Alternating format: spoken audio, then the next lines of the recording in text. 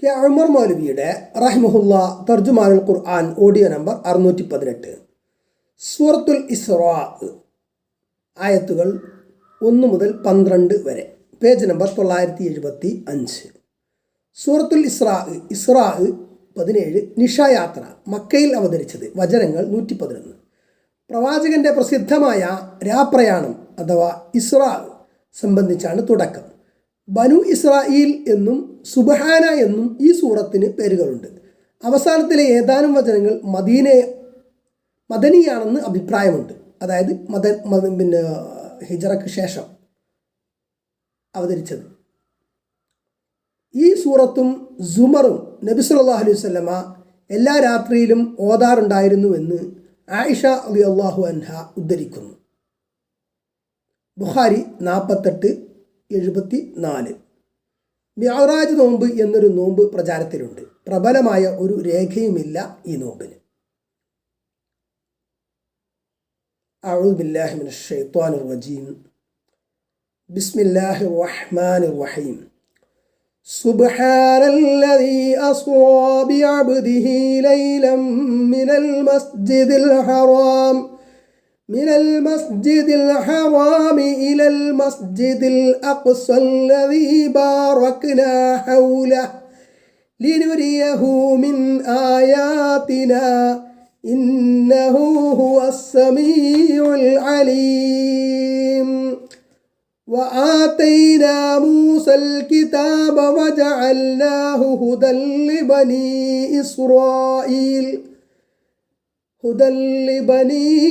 إسرائيل ألا تتخذوا من دوني وكيلا ذرية من حملنا مع نوح إنه كان عبدا شكورا. وقضينا إلى بني إسرائيل في الكتاب لتفسدن في الأرض مرتين ولتعلن علوا كبيرا.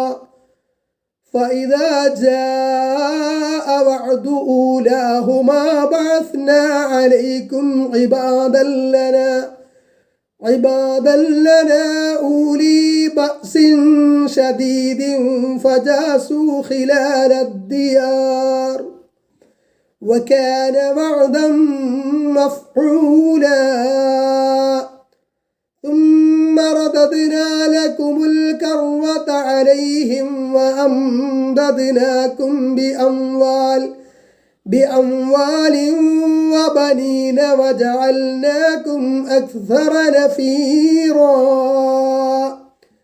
إن أحسنتم لأنفسكم وإن أسأتم فلها. فإذا جاء وعد الآخرة ليسوءوا وجوهكم وليدخلوا المسجد كما دخلوه أول مرة وليتبروا ما علوا تتبيرا. عسى ربكم أن يرحمكم وإن عدتم عدنا وجعلنا جهنم للكافرين حصيرا. إن هذا القرآن يهدي للتي هي أقوم ويبشر المؤمنين الذين يعملون الصالحات أن لهم أجرا كبيرا. وأن الذين لا يؤمنون بالآخرة أعتدنا لهم عذابا أليما. ويدعو الإنسان بالشر دعاءه بالخير وكان الإنسان عجولا. وجعلنا الليل والنهار آيتين فمحونا آية الليل وجعلنا آية النهار مبصرة لتبتغوا فضلا من ربكم ولتعلموا عدد السنين والحساب وكل شيء فصلناه تفصيلا. ഉമർ മൗലവിയുടെ റഹിമഹുല്ലാ തർജുമാനുൽ ഖുർആൻ audio number 619. സൂറത്തുൽ ഇസ്റാ. ബിസ്മില്ലാഹിർ റഹ്മാനിർ റഹീം. പരമകാരുണികനും കരുണാനിധിയുമായ അള്ളാഹുവിൻ്റെ പേരിൽ. ആയത്ത് 1, പേജ് നമ്പർ 975. സുബ്ഹാനല്ലദീ അസ്റാ ബിഅബ്ദിഹി ലൈലൻ മിനൽ മസ്ജിദിൽ ഹറാമി ഇലൽ മസ്ജിദിൽ അഖ്സാ. മസ്ജിദുൽ ഹറാമിൽ നിന്ന് ഒരു രാത്രിയിൽ മസ്ജിദുൽ അഖ്സയിലേക്ക് തൻ്റെ അടിമയെ രാപ്രയാണം ചെയ്യിച്ചവൻ്റെ പരിശുദ്ധിയെ ഞാൻ വാഴ്ത്തുന്നു. മക്കയിലെ മസ്ജിദുൽ ഹറാമിൽ നിന്ന് ഫലസ്തീനിലെ മസ്ജിദുൽ അഖ്സയിലേക്കാണ് ആദ്യ യാത്ര. മസ്ജിദുൽ അഖ്സ സുലൈമാൻ നബി അലൈഹിസ്സലാം നിർമ്മിച്ചതാണ് എന്നാണ് പണ്ഡിതാഭിപ്രായം. നേരത്തെ ഉണ്ടായിരുന്ന അസ്ഥിവാരത്തിൽ അദ്ദേഹം പണിതുയർത്തിയതാണ് എന്നും അഭിപ്രായമുണ്ട്. നബി സല്ലല്ലാഹു അലൈഹി വസല്ലമ മിഅറാജ് അഥവാ ആകാശാരോഹണം ആരംഭിച്ചത് മസ്ജിദുൽ അഖ്സയുടെ പ്രധാന കെട്ടിടത്തിൽ നിന്ന് ഏകദേശം 100 മീറ്റർ അകലെയുള്ള ഖുബ്ബത്തുസ് സഖ്റ, ഡോം ഓഫ് ദ റോക്ക് നിന്നാണ്. അവിടെ ഉമവി ഭരണകാലത്ത് നിർമ്മിച്ച ഖുബയോടുകൂടിയ കെട്ടിടം മാത്രമാണ് മസ്ജിദുൽ അഖ്സ എന്ന തെറ്റിദ്ധാരണ പരത്താൻ ശ്രമങ്ങൾ നടക്കുന്നുണ്ട്. മസ്ജിദുൽ അഖ്സ എന്ന പേരിൽ ഖുബ്ബത്തു സുഹ്റയുടെ ഫോട്ടോയുടെ കലണ്ടർ വ്യാപകമായി പ്രചരിപ്പിക്കപ്പെടുന്നുണ്ട്. ജൂതന്മാരുടെ ആരാധനാലയം തകർത്ത അതേ സ്ഥാനത്താണ് മസ്ജിദുൽ അഖ്സ നിർമ്മിച്ചതെന്ന് വാദിച്ചുകൊണ്ട് ആ പുരാതന ജൂത ദേവാലയത്തിൻ്റെ അവശിഷ്ടങ്ങൾ കണ്ടെത്താനെന്ന പേരിൽ ജൂതന്മാർ അഖ്സയുടെ അടിഭാഗത്തുകൂടി മണ്ണ് തുരന്നുകൊണ്ടിരിക്കുന്നുണ്ട്. അതിനാൽ മസ്ജിദുൽ അഖ്സ തകർന്നു വീണാലും യഥാർത്ഥ അഖ്സ തകർന്നിട്ടില്ല എന്ന ആശ്വാസം മുസ്ലിം ലോകത്തിൻ്റെ രോഷം കുറയ്ക്കാൻ കാരണമായേക്കും. ഇതായിരിക്കാം ജൂതരുടെ തന്ത്രം. ഖുബ്ബത്തുസ് സുഹ്റയും ഖുബ്ബത്തുസ് സഖ്റ, നേരത്തെ ഞാൻ ഖുബ്ബത്തുസ് സുഹ്റ എന്ന് വായിച്ചു. ഖുബ്ബത്തുസ് സഖ്റ എന്നാണ്. സ്വാദം. ഖുബ്ബത്തുസ് സഖ്റയും പ്രധാന കെട്ടിടവും എല്ലാം ഉൾപ്പെട്ടതാണ് ബൈത്തുൽ മഖ്ദിസ്. അല്ലദീ ബാറക്നാ ഹൗലഹു, നാം അതിൻ്റെ ചുറ്റും വളരെ അനുഗ്രഹങ്ങൾ ചൊരിഞ്ഞിട്ടുണ്ട്. ഫലഭൂയിഷ്ടമായ ഭൂമിയാണത്.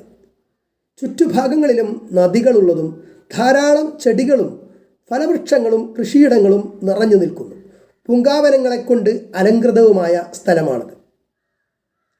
ലിനുരിയഹു മിൻ ആയാത്തിന, നമ്മുടെ ചില ദൃഷ്ടാന്തങ്ങൾ അദ്ദേഹത്തിന് കാണിച്ചു കൊടുക്കുവാനായി. Page number 976. ഇന്നഹു ഹുവസ് സമീഉൽ അലീം, ഇന്നഹു ഹുവസ് സമീഉൽ ബസ്വീർ, നിശ്ചയമായും അവൻ തന്നെയാണ് സൂക്ഷ്മമായി കേൾക്കുന്നവനും കാണുന്നവനും. അവനെപ്പോലെ കേൾക്കുന്നവനും കാണുന്നവനും ആരുമില്ല. എല്ലാവരുടെയും കേൾവിയും കാഴ്ചയും അവൻ കൊടുക്കുന്നതാണ്. നബി സല്ലല്ലാഹു അലൈഹി വസല്ലമയുടെ താങ്ങും തണലുമായിരുന്ന പ്രിയ സഹധർമ്മിണി ഉമ്മുൽ മുഅ്മിനീൻ ഖദീജ റളിയല്ലാഹു അൻഹ മരണപ്പെട്ടു. അടുത്ത ദിവസം തന്നെ നബി സല്ലല്ലാഹു അലൈഹി വസല്ലമയുടെ ഏറ്റവും വലിയ സഹായി ആയിരുന്ന പിതൃവ്യൻ അബൂ ത്വാലിബും മരണപ്പെട്ടു. നബി സല്ലല്ലാഹു അലൈഹി വസല്ലമയ്ക്ക് ഉണ്ടായ ദുഃഖം താങ്ങാൻ കഴിയാത്തതായിരുന്നു. ആ വർഷത്തെ ആമുൽ ഹുസ്ൻ, ദുഃഖവർഷം എന്ന് നബി സല്ലല്ലാഹു അലൈഹി വസല്ലമ പേര് വിളിച്ചു. അങ്ങനെ കഴിഞ്ഞുകൂടിക്കൊണ്ടിരിക്കുന്നതിനിടയിൽ ഒരു ദിവസം രാത്രി മലക്ക് വന്ന് നബി സല്ലല്ലാഹു അലൈഹി വസല്ലമയെ ബൈത്തുൽ മഖ്ദിസിലേക്ക് കൂട്ടിക്കൊണ്ടുപോയി. അവിടെ നിന്ന് ആകാശാരോഹണം നടത്തിയതായി ഹദീസ് വ്യക്തമാക്കുന്നു. മുസ്ലിം 178. രാജാധിരാജനും സർവമഹത്വത്തിൻ്റെയും ഉടമസ്ഥനുമായ ലോകം അടക്കി ഭരിക്കുന്ന മഹാസിംഹാസനത്തിൻ്റെ ഉടയവനായ അള്ളാഹുവുമായി ഒരു കൂടിക്കാഴ്ചയ്ക്ക് കൊണ്ടുപോവുകയാണ്. ഭൗതിക കാഴ്ചപ്പാടിൽ ഈ വിഷയം അന്ന് മനസ്സിലാക്കുവാൻ പ്രയാസമായിരുന്നതുകൊണ്ട് വിശ്വാസം ദുർബലമായിട്ടുള്ള പലരും ഇതിനെപ്പറ്റി പല അനാവശ്യങ്ങളും പറഞ്ഞിട്ടുണ്ട്. അവർക്കൊന്നും അങ്ങനെ പറയാൻ യാതൊരു അർഹതയുമില്ല. അനുഭവിച്ചയാൾ പറയുമ്പോൾ മറ്റുള്ളവർ ഇച്ഛാനുസരണം പറയൽ അക്രമമാണ്. അല്ലെങ്കിൽ പിന്നെ പറഞ്ഞ ആൾ ദുരഭിമാനിയോ കളവ് പറയുന്നവനോ ആകണം. കളവ് പറയലും ദുരഭിമാനവും തീണ്ടുക പോലും ചെയ്യാത്ത ആളാണ് പറഞ്ഞത്. സത്യത്തിൻ്റെ കടഞ്ഞു തെളിയിച്ച കാതലായ പ്രവാചകൻ, ആ പ്രവാചകൻ പറഞ്ഞിട്ടുണ്ടോ എന്നേ വിശ്വാസികൾക്ക് നോക്കേണ്ടതുള്ളൂ. പറഞ്ഞിട്ടുണ്ടെന്ന് വന്നാൽ പിന്നെ വേറെ ഒരു തെളിവും ആവശ്യമില്ല. പ്രബലമായ അഭിപ്രായ പ്രകാരം ഹിജ്റയ്ക്ക് 1 വർഷം മുമ്പ് റബീഉൽ അവൽ 17-നാണ് ഈ സംഭവം.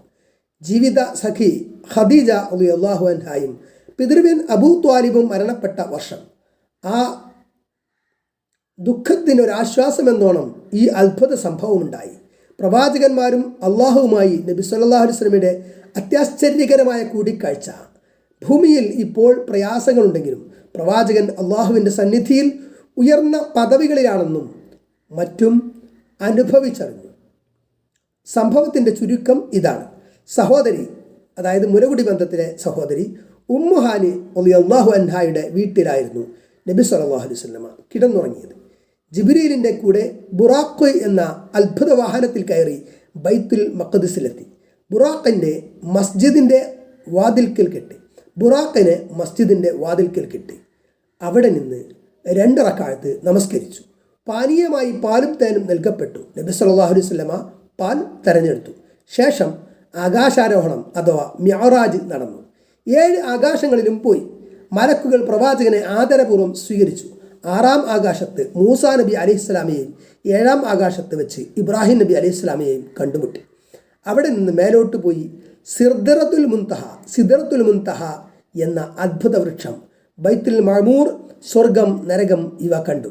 50 നേരത്തെ നമസ്കാരം നിർബന്ധമാക്കി. അത് 5 ചുരുക്കി. 5-ന് 50ൻ്റെ പ്രതിഫലം നിശ്ചയിച്ചു. പിന്നീട് മക്കത്ത് മടങ്ങിയെത്തി. രാവ് അവസാനിച്ചിട്ടുണ്ടായിരുന്നില്ല. അന്ന് 1 മാസത്തെ വഴിദൂരമാണ് ബൈത്തുൽ മഖ്ദിസിലേക്ക്. ഈ യാത്രാവിവരം മക്കക്കാരറിഞ്ഞു പരിഹാസമായി. ചിലർ അബൂബക്കർ റളിയല്ലാഹു അൻഹുവിനെ കണ്ട് അഭിപ്രായം ആരാഞ്ഞു. അപ്പോൾ അദ്ദേഹം പറഞ്ഞു, പ്രവാചകൻ അത് പറഞ്ഞതാണോ എങ്കിൽ ഞാൻ അതിനെ സത്യപ്പെടുത്തുന്നു.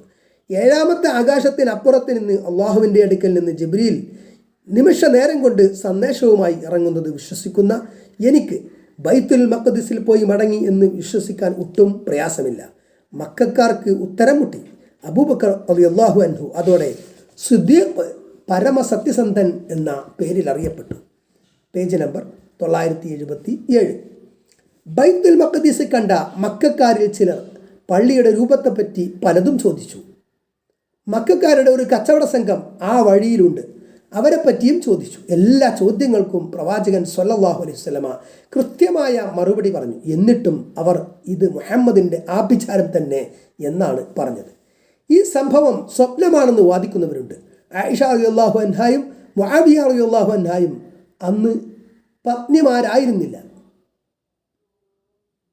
ആയിഷ റളിയല്ലാഹു അൻഹായും മുആവിയ റളിയല്ലാഹു അൻഹായും സ്വപ്നമാണ് എന്ന അഭിപ്രായക്കാരാണ്.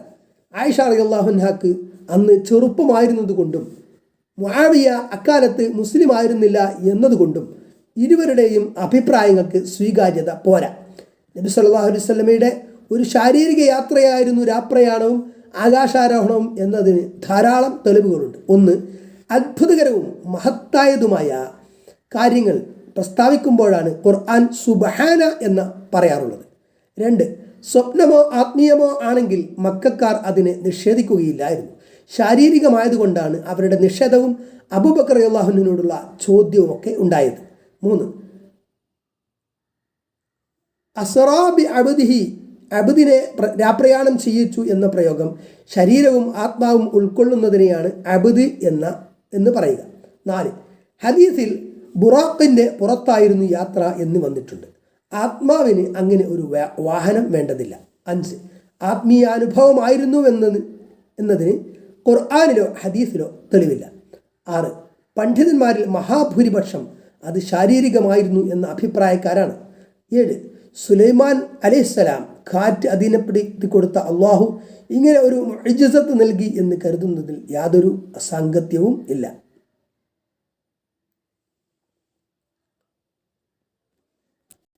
ഉമർ മൗലവിയുടെ റഹിമഹുല്ലാ തർജുമാനുൽ ഖുർആൻ ഓഡിയോ നമ്പർ 620, സൂറത്തുൽ ഇസ്റാ ആയത്ത് 2, പേജ് നമ്പർ 977.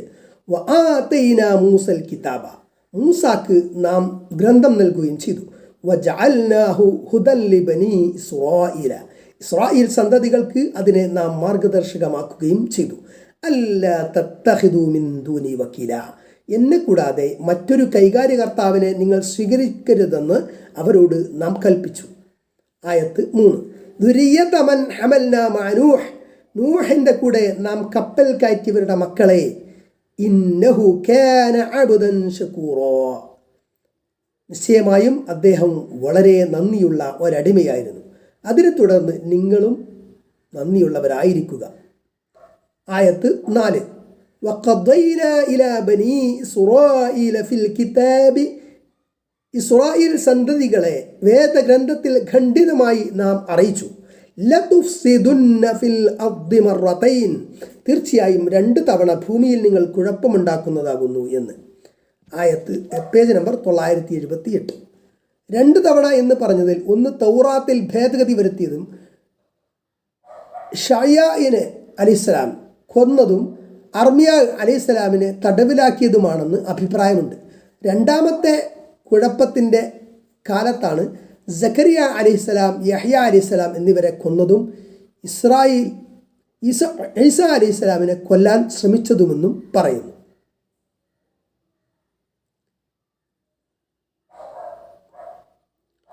വല തഅലുന്ന ഉലുവൻ കബീറ, നിശ്ചയമായും നിങ്ങൾ വലിയ ഔന്നത്യം നടിക്കുന്നതാണെന്നും അറിയിച്ചു.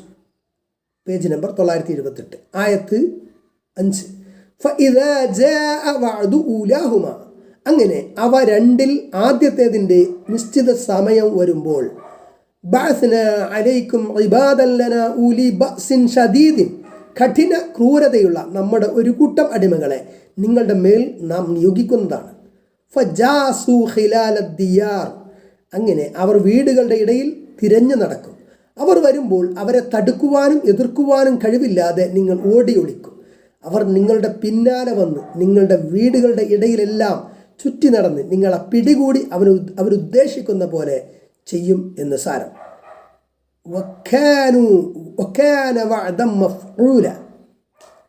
അത് നടപ്പിൽ വരുത്തപ്പെടുന്ന ഒരു വാഗ്ദത്തം തന്നെയാകുന്നു. ആ തീരുമാനം അലംഘനീയമാണ്. നമ്മുടെ ചില അടിമകൾ എന്ന് പറഞ്ഞപ്പോൾ വിശ്വാസികളും നല്ല നടപ്പുകാരുമായ അടിമകൾ എന്ന് മനസ്സിലാക്കരുത്. അവർ സമ്മതിച്ചില്ലെങ്കിലും അവർ അള്ളാഹുവിൻ്റെ അടിമകൾ തന്നെയാണ്. ലോകത്ത് ആരും ചെയ്യാത്ത ഭയങ്കര ആക്രമണം മുസ്ലിങ്ങളുടെ നേരെ നടത്തിയ ജംഗീസ് ഖാൻ കൂട്ടരെപ്പോലുള്ളവരും അള്ളാഹുവിൻ്റെ അടിമകൾ തന്നെ. അതുപോലെ ബുഖ്തുനസർ രാജാവിനെയും പട്ടാളത്തെയും അള്ളാഹു യഹൂദികളുടെ നേരെ അയച്ചു. ആ ആക്രമണത്തിൽ ഇവർ പാടെ നശിച്ചു. ഉമർ മൗലവിയുടെ റഹിമഹുല്ലാ തർജുമാനുൽ ഖുർആൻ ഓഡിയോ നമ്പർ 621, പേജ് നമ്പർ 978, സൂറത്തുൽ ഇസ്രാ ആയത്ത് 6. ثم رددنا لكم الكرة عليهم, പിന്നെ അവരുടെ മേൽ അള്ളാഹു നിങ്ങൾക്ക് വിജയം മടക്കിത്തന്നു. വഅംദദ്നാകും ബിഅംവാലിൻ വബനീന, സമ്പത്തുകൾ കൊണ്ടും മക്കളെ കൊണ്ടും നിങ്ങളെ നാം സഹായിക്കുകയും ചെയ്തു. വജഅൽനാകും അക്സറ നഫീറ, നിങ്ങളെ നാം കൂടുതൽ സംഘഫലമുള്ളവരാക്കി തീർക്കുകയും ചെയ്തു. ആയത്ത് 7. ഇൻ അഹ്സൻതും അഹ്സൻതും ലിഅൻഫുസികും, നിങ്ങൾ നന്മ ചെയ്താൽ നിങ്ങൾക്ക് വേണ്ടി തന്നെയാണ് നിങ്ങൾ നന്മ ചെയ്തത്. വ ഇൻ അസഅ്തും ഫലഹാ, നിങ്ങൾ തിന്മ ചെയ്താലും അതിൻ്റെ ദോഷം നിങ്ങൾക്ക് തന്നെ. മറ്റാരുടെയെങ്കിലും നന്മയോ തിന്മയോ നിങ്ങൾക്ക് അവകാശമോ ബാധകമോ അല്ല. നന്മയായാലും തിന്മയായാലും രണ്ടിൻ്റെയും ഫലം നിങ്ങൾക്ക് തന്നെ. Page number 979. ഫഇദാ ജാഅ വഅദുൽ ആഖിറതി, അവസാനത്തേതിൻ്റെ നിശ്ചിത സമയം വരുമ്പോൾ 2 തവണ നിങ്ങൾ ഭൂമിയിൽ കുഴപ്പമുണ്ടാക്കുമെന്ന് നേരത്തെ പറഞ്ഞുവല്ലോ. ആ രണ്ടാമത്തേതിൻ്റെ സമയം വരുമ്പോൾ ലിയസൂഉ വുജൂഹകും, നിങ്ങളുടെ മുഖങ്ങളെ ദുഃഖിപ്പിക്കുവാൻ തക്കവണ്ണം വലിയദ്ഖുലുൽ മസ്ജിദ കമാ ദഖലുഹു അവ്വല മർറത്തിൻ, ആദ്യത്തെ തവണ അവർ പള്ളിയിൽ പ്രവേശിച്ച പോലെ ഇവർ പള്ളിയിൽ പ്രവേശിക്കാൻ തക്കവണ്ണവും ശത്രുക്കളെ നാം നിയോഗിക്കുന്നതാകുന്നു.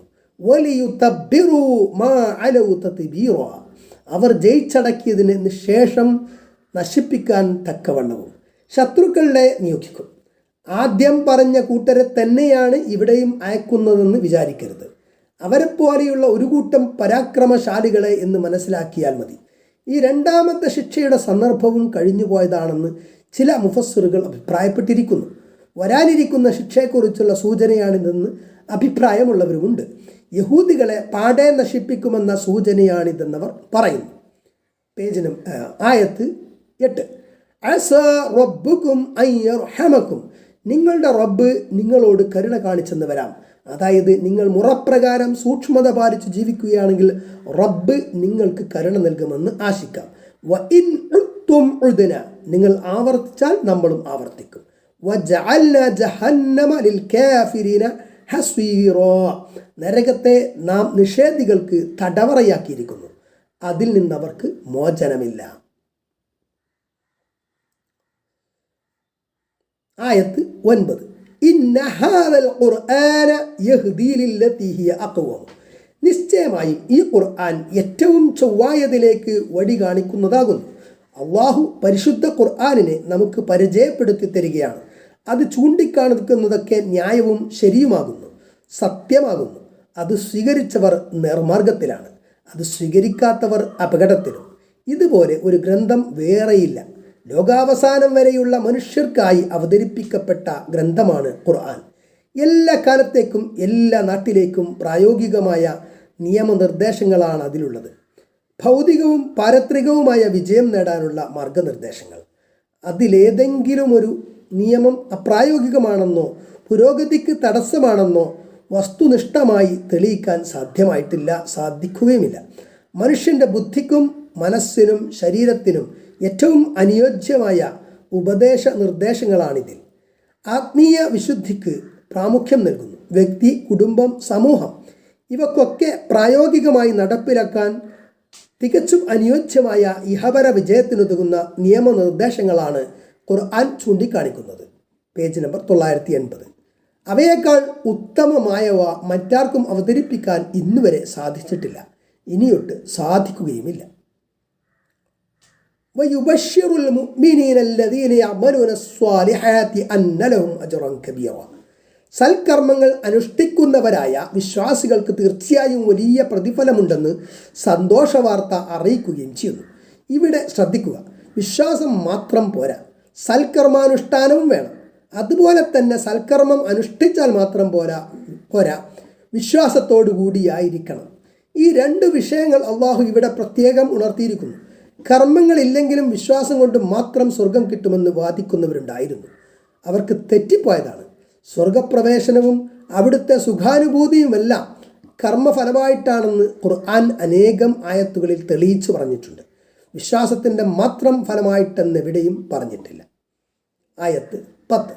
വഅന്നല്ലദീന ലാ യുഅ്മിനൂന ബിൽ ആഖിറതി അഅ്തദ്നാ ലഹും അദാബൻ അലീമ, നിശ്ചയമായും പരലോകത്തിൽ വിശ്വസിക്കാത്തവരാരോ അവർക്ക് വേദനയേറിയ ശിക്ഷ നാം ഒരുക്കി വച്ചിരിക്കുന്നു എന്നും ഖുർആൻ മുന്നറിയിപ്പ് നൽകുന്നു. മരണശേഷം വീണ്ടും ജീവിപ്പിക്കും എന്നതും വിചാരണ നേരിടേണ്ടി വരുമെന്നതും ശേഷം സ്വർഗമോ നരകമോ വിധിക്കപ്പെടും എന്നതും മതത്തിൻ്റെ അടിസ്ഥാന വിശ്വാസ പ്രമാണമാണ്. ആ വിശ്വാസത്തിനനുസരിച്ച് ജീവിതം ക്രമപ്പെടുത്താത്തവൻ പരലോകത്ത് ശിക്ഷിക്കപ്പെടും. ഈ വിശ്വാസമില്ലാതെ സൽക്കർമ്മങ്ങൾ ചെയ്താൽ യാതൊരു പ്രയോജനവും പരലോകത്തില്ലെന്നിവിടെ ഉണർത്തിയിരിക്കുന്നു. ആയത്ത് 11.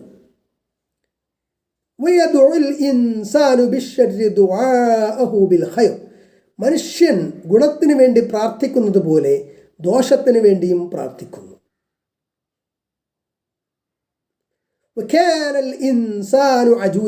മനുഷ്യൻ വളരെ ധൃതി കാണിക്കുന്നവനാകുന്നു. മനുഷ്യൻ്റെ രണ്ട് സ്വഭാവങ്ങളാണിത്. വിപത്തുകൾ സംഭവിക്കുമ്പോൾ മനുഷ്യൻ തനിക്കെതിരായി തന്നെ പ്രാർത്ഥിക്കും, ശപിക്കും. സാധാരണയാണിത്. നശിച്ചു പോകട്ടെ, മരിച്ചെങ്കിൽ, അവൻ നശിച്ചെങ്കിൽ എന്നിങ്ങനെ. അപ്പോഴത്തെ വികാരത്തള്ളിച്ചയിൽ പറയുന്നതാണിതൊക്കെ. അങ്ങനെ സംഭവിക്കാൻ വേണ്ടിയല്ല. അതുപോലെ തന്നെ മനുഷ്യൻ പൊതുവെ ധൃതി കാട്ടുന്ന സ്വഭാവക്കാരനാണ്. ഏത് കാര്യവും പെട്ടെന്ന് നടക്കണം, വേഗത പോരെന്നാണ് എല്ലാറ്റിനെ സംബന്ധിച്ചുമുള്ള പരാതി. തിരക്ക് കൂട്ടി മനുഷ്യൻ അപകടത്തിൽ ചാടുകയും ചെയ്യും. ആയത്ത് 12. ആയത്തൈനി, രാവിനെയും പകലിനെയും നാം രണ്ട് ദൃഷ്ടാന്തങ്ങളാക്കി. ഫമഹൗന ആയത്തല്ലൈലി, അങ്ങനെ രാവാകുന്ന ദൃഷ്ടാന്തത്തെ നാം മായ്ച്ചു. വജഅൽന ആയത്തൻ നഹാരി മുബ്സിറതൻ, പകലാകുന്ന ദൃഷ്ടാന്തത്തെ നാം പ്രകാശം നൽകുന്നതാക്കുകയും ചെയ്തു. ലിതബ്തഗൂ ഫദ്ലൻ മിർ റബ്ബിക്കും, നിങ്ങളുടെ രക്ഷിതാവിങ്കിൽ നിന്നുള്ള അനുഗ്രഹത്തെ നിങ്ങൾ തേടുന്നതിന് വേണ്ടി. Page number 981. വലിതഅലമു അദദസ്സിനീന വൽ ഹിസാബ്, കൊല്ലങ്ങളുടെ എണ്ണവും കണക്കും നിങ്ങൾ അറിയുന്നതിന് വേണ്ടിയും. വകുല്ല ശൈഇൻ ഫസ്വൽനാഹു തഫ്സീല, എല്ലാ സംഗതികളും നാം ഭംഗിയായി വിശദീകരിക്കുകയും ചെയ്തു. രാവും പകലും മാറി വരുന്നത് അത്യാശ്ചര്യകരമായ സംഗതി അത്രേ. നാം നിത്യേന കണ്ടനുഭവിക്കുന്ന കാര്യമായതുകൊണ്ട് ഈ പ്രകൃതി പ്രതിഭാസത്തെപ്പറ്റി ബോധവാന്മാരല്ലെന്ന് മാത്രം. ഒന്ന് ആലോചിച്ചു നോക്കുക. അനന്തവിശാലമായ ക്ഷീരപഥം, അതിൽ കോടാനുകോടി നക്ഷത്രങ്ങൾ, ഗ്രഹങ്ങൾ, അതിലൊരിടത്ത് സൂര്യനും സൂര്യനെ ചുറ്റുന്ന ഏതാനും ഗ്രഹങ്ങളും. ആ ഗ്രഹങ്ങളിലൊന്നാണ് ഭൂമി. ഭൂമി സ്വയം കറങ്ങുന്നു. 24 മണിക്കൂർ നേരമാണ് ഇതിനെടുക്കുന്നത് സമയം. അപ്പോൾ കത്തിജ്വലിക്കുന്ന പ്രകാശം നൽകുന്ന ഗോളമായ സൂര്യൻ്റെ വെളിച്ചം തട്ടുന്ന ഭാഗം ഭൂമിയിൽ പകലാകും, വെളിച്ചം തട്ടാത്ത ഭാഗം രാവും. ഭൂമിയുടെ സ്ഥാനം അല്പം അകന്നാൽ ഭൂമി തണുത്തുറഞ്ഞു പോകും, അല്പം സൂര്യനോടടുത്താൽ ചുട്ടുനീറി കരിഞ്ഞു പോകും. എല്ലാം സർവശക്തൻ്റെ സൃഷ്ടി മഹാത്മ്യം.